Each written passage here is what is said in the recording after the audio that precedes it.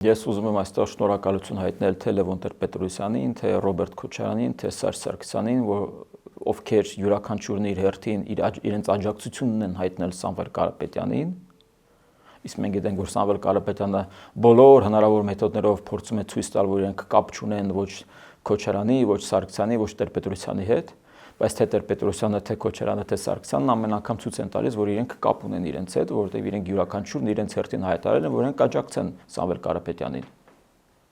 Իսկ եթե դու աջակցում ես Սամվել Կարապետյանին, նշանակում է դու ունես նմանատիպ քաղաքական հայացքներ։ Ես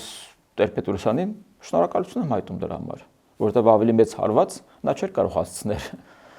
Սամվել Կարապետյանի կուսակցությանը։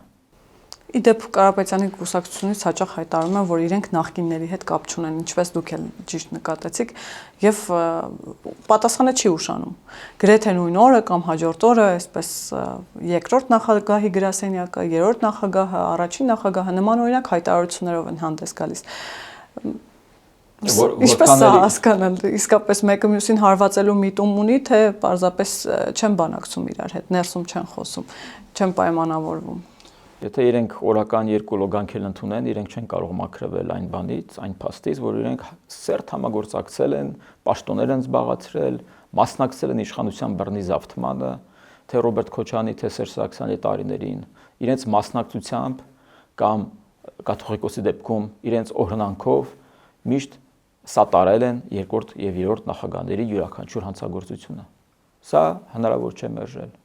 եւ իրենք չեն կարող դրանից ձերբազատվել։